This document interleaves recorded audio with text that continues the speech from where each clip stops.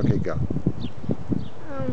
This is Ricky, and this is Pat, and we're going to be talking about pioneer children.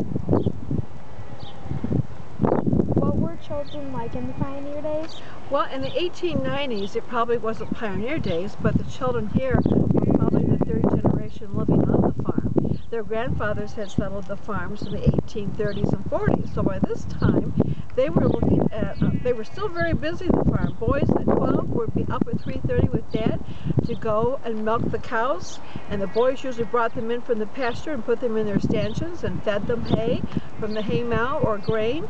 And then younger boys and girls under the age of 12 often help Mom here in the garden. So they would help plant the garden and weed the garden.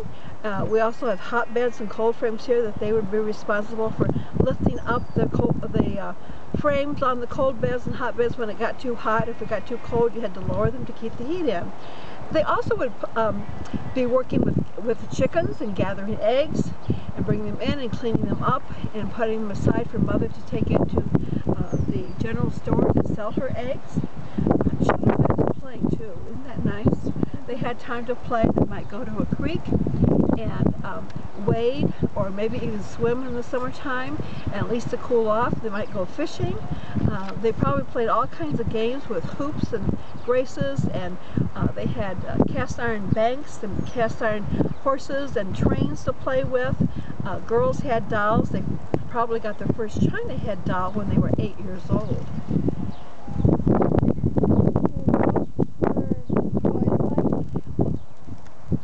I kind of just answered your question earlier, didn't I? I'm sorry about that. But toys sometimes are even homemade.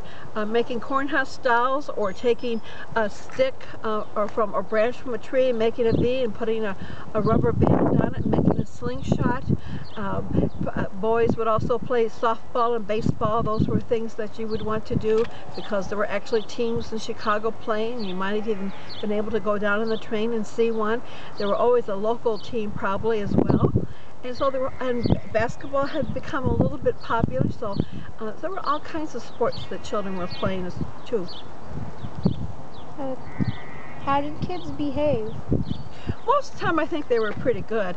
Everyone might want to get out of a chore, but you know, on the farm it was very important to do your chore, because if you didn't, that let somebody else down and they couldn't do theirs. So if you didn't gather the eggs for Mother, she couldn't sell the eggs in town to get money for her household goods. If you didn't help bring the cows in, that meant Dad wasn't going to be able to, he had to go do that, and that would set him behind for milking. So there was kind of a chain of events, and everybody's chore was equally important. And bringing in wood for the wood burning stove was another chore children would do. No wood, no fire, no hot meal.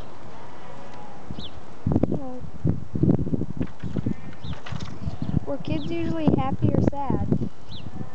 I think they were just like today. They had sad moments, I'm sure, but they were also happy. And if their family created that kind of environment for them to be happy, they probably were happy. They certainly had time to play outside. They would walk to school, about 2.5 miles to school from this farm to Benjamin School. And when they did that, I'm sure they played along the way and had lots of fun and played tricks on each other. So I think they were just as happy as kids are today. Sometimes they were sad because sad things happened in their lives as well. What did they wear? The boys would have wore a jean type material and long sleeve shirts and suspenders to keep their jeans up. Everyone always wore a hat outside, and girls would have worn their dresses to their mid-calf with petticoats and a pinafore apron over it to keep their dress clean. Probably today everyone changes their clothes once a day. Back then you may have worn the same dress or the same pair of pants to school for 2 or 3 days. Thanks. You're welcome. Thanks for coming to Kline Creek Farm. Welcome.